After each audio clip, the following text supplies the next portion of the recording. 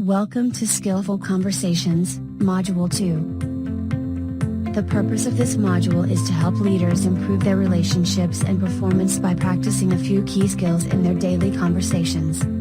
Click Next to get this module started.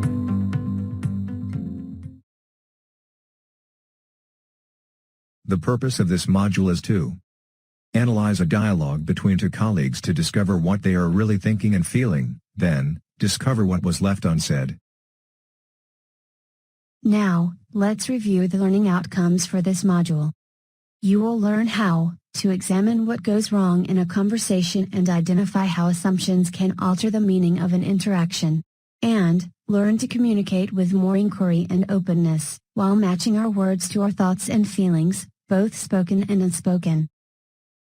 When you are ready, click Next to continue.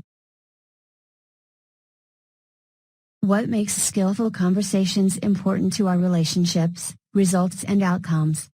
A study by the Joint Commission on Accreditation of Healthcare Organizations, an association that seeks to improve the safety and quality of healthcare through accreditation and other services, showed that 65% of all adverse events were caused by poor communication. In these organizations, an adverse event includes death. The Institute of Medicine claims that as many as 100,000 deaths may result from errors each year in the U.S. Many of these are errors in communication between physicians and patients. Hopefully, the stakes aren't usually this high for our conversations, but often there's a lot riding on how we converse. Why do our conversations cause us trouble? Because we assume our view of things is correct. To look at a real conversation to see how this works, click Next. Welcome to Skillful Conversations, Module 2. You are going to hear a typical dialogue between two colleagues in a work situation. A script of this dialogue is also provided in your participant guide on page 10. As you listen to Samantha and Hassan, reflect on the conversation using the project dialogue reflection questions in your participant guide on page 11. Before starting the dialogue, you may want to read over the questions first. You can pause the conversation at any time and take a few moments when the dialogue has concluded to write down your insights. Click Next when you are ready to begin this activity. Look, Sam, this is just the way we do things around here. Ask any project manager. But it creates more work for people. What if we could change the procedure such that the person who finds an error is responsible for not just reporting it, and nothing usually happens, but also for finding a solution? I can't afford to have you doing who knows what to fix any little problem that arises. We've got to maintain our focus on the goals of the project. But every time people encounter the particular clog I mentioned, which they will, since it affects the budget, they've got to find a workaround. That takes time from addressing the goals too. That's a project manager's job, to find workarounds. Believe me, if we have to fix every little thing in our process, we'd never get any work done around here. Maybe after this project is over next year. But this error could potentially cost us customers, since it can appear as if we don't have accurate numbers. If we have to explain a workaround on this issue, they might suspect we're not being honest. Are you accusing me of not being honest? No, I'm not. I'm just, okay, I'm sorry if I've made too big a deal of this. Thank you. Trust me on this, we'll be okay. When you are ready, click Next to advance to the next slide. Let's take a moment to debrief.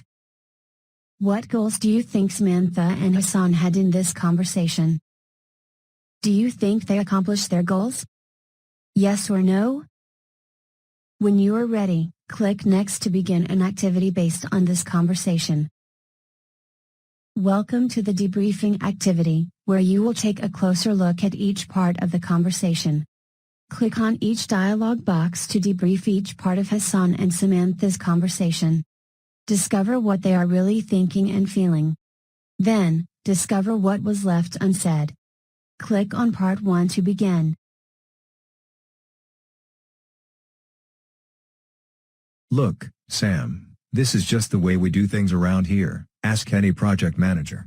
But it creates more work for people. What if we could change the procedure such that the person who finds an error is responsible for not just reporting it, and nothing usually happens, but also for finding a solution? To see what they are really thinking and feeling, click Next. I'm not interested or open to suggestions or feedback. I'm not looking for a solution to something I don't see as a problem. I'm looking to solve problems quickly and efficiently, especially recurring problems. I'm open to suggestions. To see what was left unsaid, click Next. We don't need a solution to something that is not a problem. This is normal, and we have been doing things this way for a long time. There has got to be a better way. What is considered normal is dysfunctional and causes more problems. When you are ready, click Part 2. I can't afford to have you doing, who knows what, to fix any little problem that arises. We've got to maintain our focus on the goals of the project. But every time people encounter the particular clog I mentioned, which they will, since it affects the budget, they've got to find a workaround. That takes time from addressing the goals too. To see what they were really thinking and feeling, click Next. I'm using money as an excuse. I'm assuming Samantha is incapable of solving problems effectively, and she will probably do it incorrectly. I don't trust her. I want to create an efficient and trouble-free work environment. I'm using the budget as an excuse to take action. To see what was left unsaid, click Next.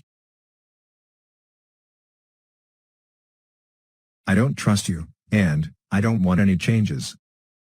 We need to find solutions to recurring problems. When you are ready, click Part 3.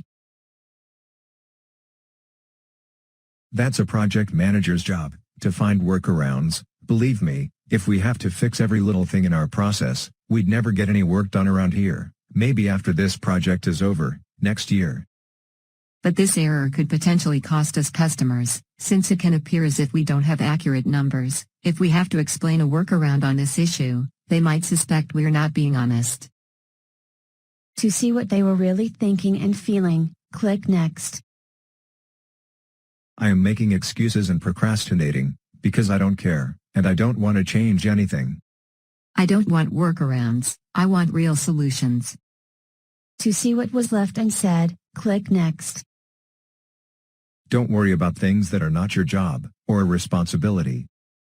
These problems are affecting everyone's ability to work efficiently. Workarounds make us look unprofessional. When you are ready, click Part 4. Are you accusing me of not being honest? No, I'm not. I'm just, okay, I'm sorry if I've made too big a deal of this. Thank you. Trust me on this, we'll be okay. To see what they are really thinking and feeling, click Next. I need to end this conversation, fast. I need her to leave me alone and stop talking. He's getting defensive, and this conversation needs to end. To see what was left unsaid, click Next. I don't care what you have to say, and I'm not making the changes you are requesting. You are making things worse by getting defensive. This conversation is not about you. You are going off topic. To see a summary of this dialogue, click Summary.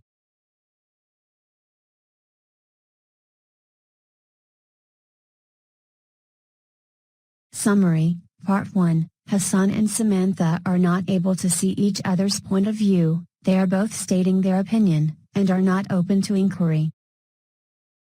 Summary Part 2. There isn't any trust between the two of them, at the moment, which isn't allowing for an open and honest dialogue to take place. Summary Part 3. They are both making assumptions, have their own biases regarding the situation, and are unable to see the bigger picture. Summary Part 4. Samantha tried to speak out at the moment, but quickly apologized, and ended the conversation when she saw that Hassan was getting defensive. Imagine you are Hassan and Samantha's manager, and word of their conversation has come to your attention. Imagine that you have spoken to Hassan and Samantha individually. You have created a safe space for them to communicate openly and honestly. Write down a new dialogue in your participant guide, then click Next to see an example. Hey Sam, it seems like we have an issue to discuss. Let's be open to talking it over. Thanks, Hassan. I think that we need a solution in place that will address the recurring problems that come up as we are working on our projects.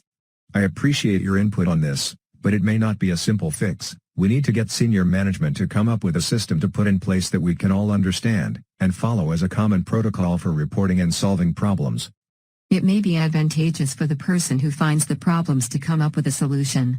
That's a good suggestion, but the ultimate solution will need to come from someone who has the credentials to officially solve the problem. We don't want too many cooks in the kitchen. We could have a suggestion box to help us think outside the box.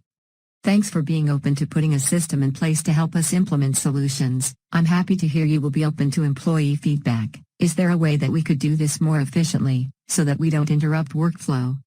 I think senior management can help us find a solution that allows for efficiency. I appreciate you being open to this.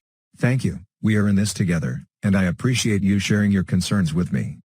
When you are ready, click Next to advance to the next slide.